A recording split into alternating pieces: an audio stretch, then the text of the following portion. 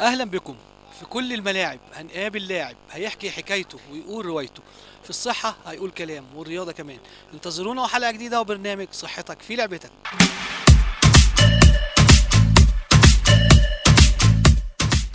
بنيجي الأولى فقراتنا النهاردة، الفقرة الأولى وهي فقرة منشط اللي تعودنا دايما معاكم بفقرة المنشط المعلومة.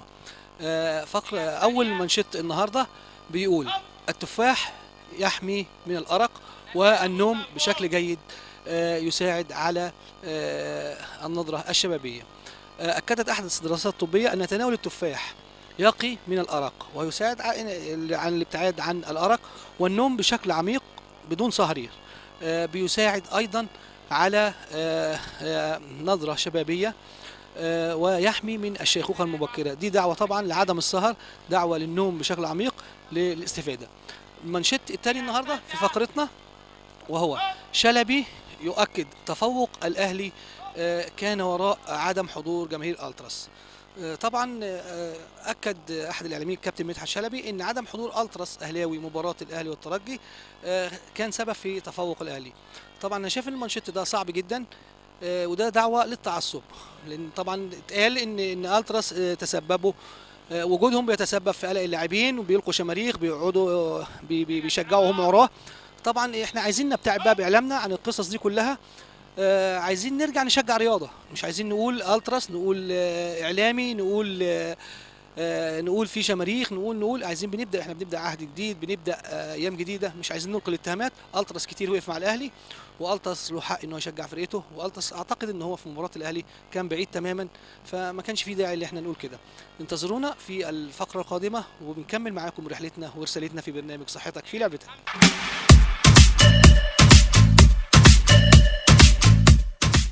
الفقرة دي مهمة جدا.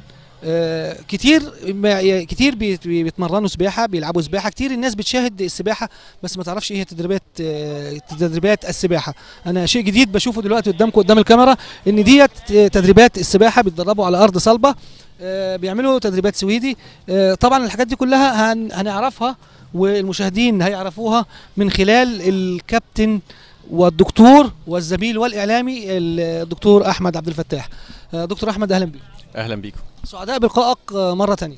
اهلا وسهلا بالبرنامج. دكتور احمد، بما انك نتكلم الاول المشرف الرياضي او مدير النشاط الرياضي بنادي الغابه. طبعا بنرحب بالبرنامج، ونحب نوضح للساده المشاهدين ان بالنسبه للياقه البدنيه طبعا في حاجه اسمها اللياقه البدنيه العامه وفي حاجه اسمها اللياقه البدنيه الخاصه. اللياقه البدنيه العامه اللي هو كل بني ادم محتاج لها في حياته اليوميه عشان يقضي اعماله اليوميه بيقظه ونشاط. اللياقه البدنيه الخاصه هنلاقيها مثلا لعبه زي لعبه السباحه، زي ما حضرتك قدمت في البرنامج وقلت ان الطبيعي ان الساده المشاهدين لما هنتقدم ونتكلم عن السباحه هنقول ان احنا هنشوف السباحين السباحه في الميه بالظبط.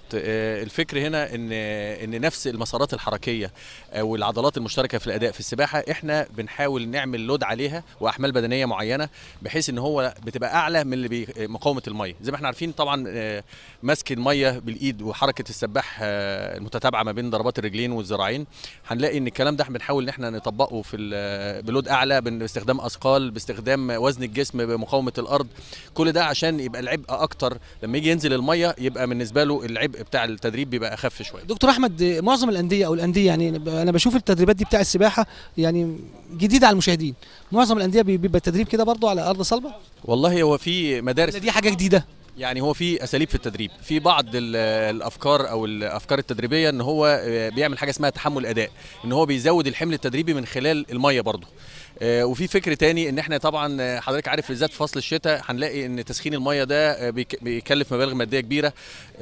بتلاقي ان مثلا في فرق كتير على نفس حجم الحمام، فبنضطر ان احنا نعمل تحمل الاداء ده من خلال تمرينات السويدي، ان احنا نرفع من كفاءه السباح البدنيه واللياقه البدنيه بتاعته بنفس منطلق السباحه، بنفس المسارات الحركيه واللود العضلي اللي بيقع على بس طبعا ما فيش استغناء عن الميه. ده احنا بنزود يعني اللياقه البدنيه الخاصه باللعبه.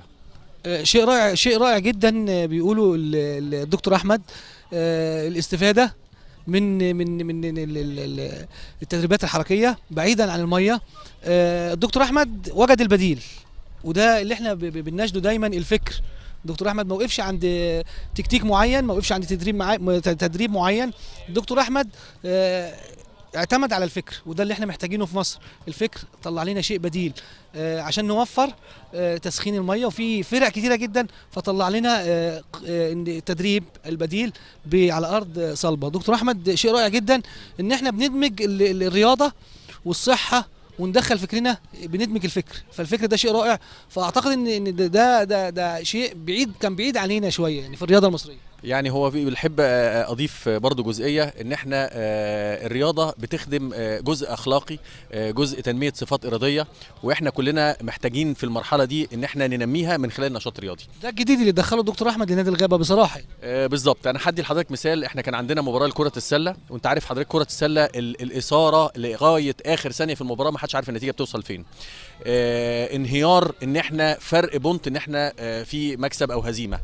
حضرتك المدرب يعني قعد مع الولاد في نهايه المباراه، وكان ده الوقت المستقطع. لا، في نهايه المباراه، بعد انتهاء المباراه حصل نفس الموقف، ان هم في حاله فازوا بفرق بونت. هقول لحضرتك كميه الفرح، لا، جمع الولاد وقال لهم احنا لازم نتعلم من اخطائنا عشان ما نتحطش في الموقف ده تاني.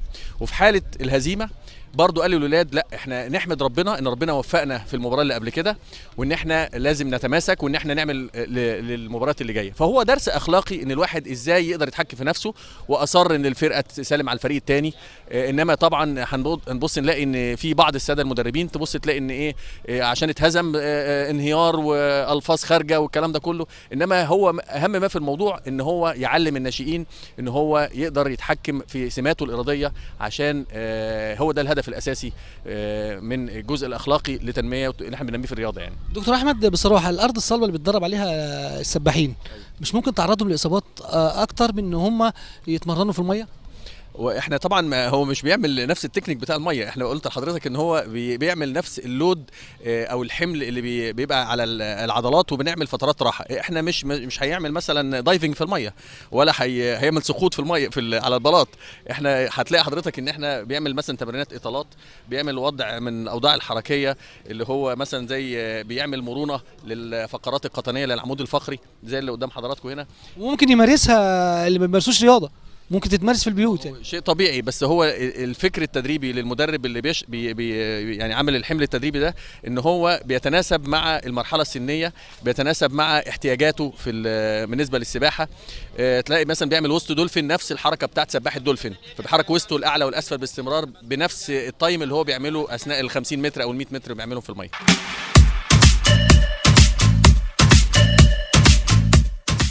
ونتعرف بيك. احمد صبحي. احمد، نبص الكاميرا. احمد، انت لاعب سباحه؟ عندك كام سنه؟ 15. بتتمرنوا على ارض صلبه، يعني ممكن بقى تشرح للساده المشاهدين بتستفيدي من التدريبات اللي على ارض صلبه؟ يعني المفروض المشاهد بيشوفك، اكيد بيشوفك على حمام سباحه. والله اللياقه البدنيه طبعا اهم شيء في حمام السباحه، ان انت ترفع لياقتك البدنيه، لكل مسافه انت بتنزلها في السباحه ليها لياقه بدنيه محدده، والكابتن طبعا هو اللي بيشوف انت بتشتغل ازاي. يعني هنا مكمل لحمام السباحه؟ ايوه طبعا. طب انت بالنسبه لك، انا شايفك لابس نظار، يعني السباحه بتعوق نظرك في شيء او ممارسه الرياضه يعني؟ لا، هو في عشان نقول للساده المشاهدين برضه، في دلوقتي نظارات سباحه فيها نظر. انت عندك في ضعف في نظرك؟ في ضعف نظري، بس في نظارات سباحه بتبقى بنظر.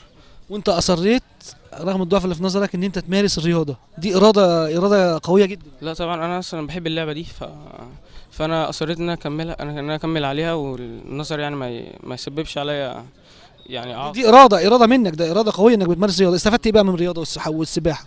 والله بتحسن طبعا من اخلاقي، وبتديني لياقه بدنيه عاليه، وتخليني يعني قدام اصحابي مرفوع راسي. بس من افضل شيء انت قلته في الرياضه ان هي بتحسن الاخلاق وتعلمنا الاخلاق. طبعا. تتمنى تكون ايه ان شاء الله لما تكبر؟ ان شاء الله اتمنى اكون سباح اولمبي ان شاء الله.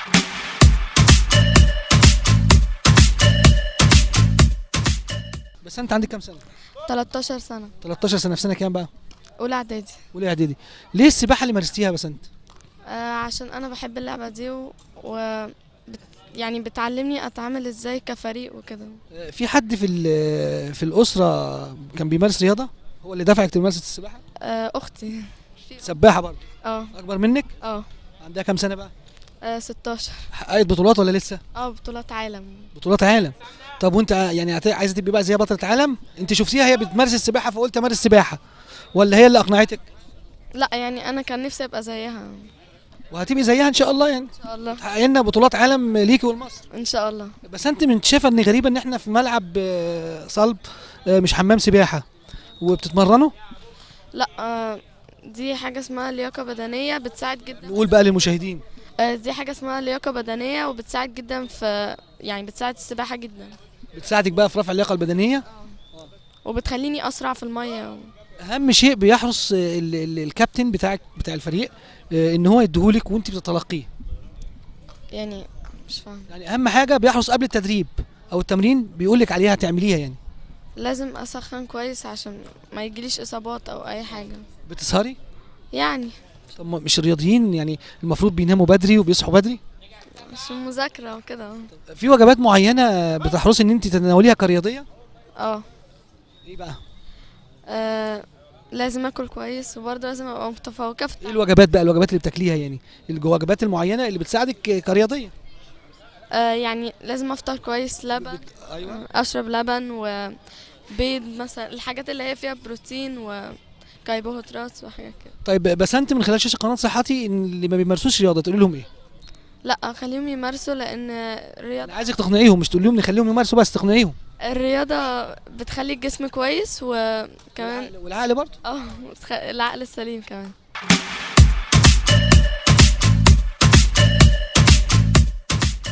نتعرف فيك؟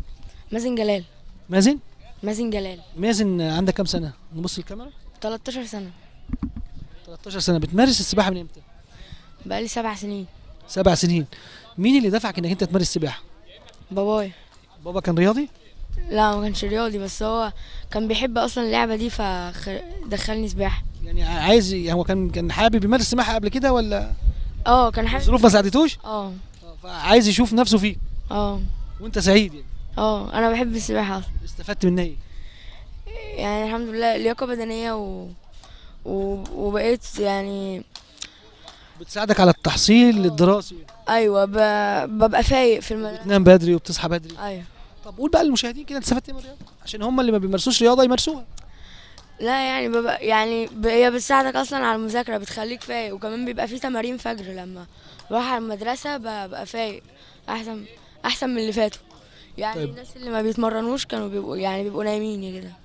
طيب عايز تكون ايه بقى ما تكبر؟ طموحك بقى هيقف عند حاجه معينه ولا عايز تتطور؟ عايز ابقى بطل اولمبي ان شاء الله تبقى بطل اولمبي، ونتمنى مصر كلها تبقى ابطال اولمبيه الرياضيين المصريين ان شاء الله. ان شاء الله. بشكرك. ان شاء الله. وبنتعرف بسباحتنا. ياسمين أيمن. ياسمين عندك كام سنه؟ أنا 11. 11 سنه. في سنه كام بقى؟ أنا 6. في سنه الدراسه في سنه 6. ياسمين بتمارس الرياضه من امتى السباحه؟ يعني مارستي حاجه قبل السباحه ولا هي السباحه على طول؟ السباحة من سن 3 سنين. من سن 3 سنين. ده كنت بتمارسيها فين؟ أنا كنت بمارسها يعني في الأول في دار، يعني في مدرسة تمرين كانت برايفت، ما كنتش لسه بمارسها كفريق. أول ما دخلت كفريق كانت وأنا عندي 7 سنين، بس كل ده كان مستمر مع نفس الكابتن. بس يعني كنت بادية من 7 سنين لغاية دلوقتي. ياسمين وصلت لإيه بقى في السباحة؟ لا هو أنا طبعا كل شوية بحسن، بس أنا هدفي إن شاء الله يعني أجيب أول ميدالية إن شاء الله. مين دفعك بقى؟ مين دفعك إن أنت تدخلي السباحة؟ لا هو انا اساسا ده كان هدفي من اول ما انا انت حباها؟ كنت بحب السباحه جدا، زائد ان بابا وماما شجعوني على كده ان انا امارس الرياضه عموما، لان انا وانا صغيره كنت مليانه جدا، فكانت اهم حاجه بالنسبه لي ان يعني كان وزنك زايد جدا. يعني انا دلوقتي نبص للكاميرا كده ونقول ياسمين مارست الرياضه ووزنها كان ايه وبقى ايه بعد ما مارست الرياضه؟ انا كان 60 بقى 35. معقوله يعني؟ ونزلتي وزنك ده كله من خلال ممارسه الرياضه.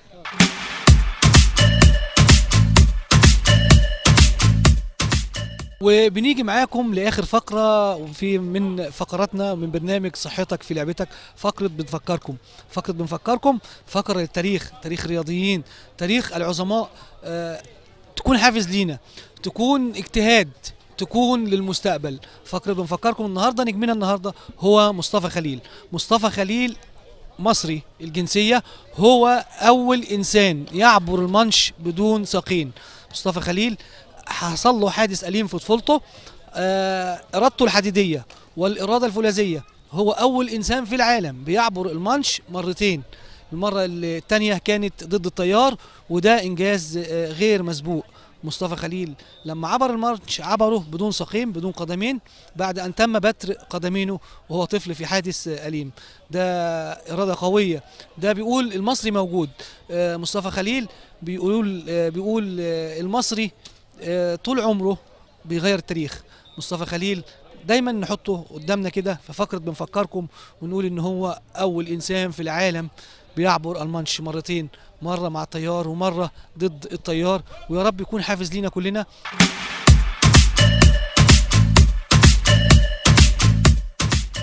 وبكده بنيجي لنهاية حلقتنا النهاردة من برنامج في كل الملاعب.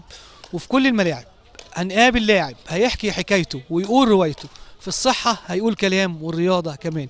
انتظرونا الأسبوع القادم وحلقة جديدة وبرنامج صحتك في لعبتك.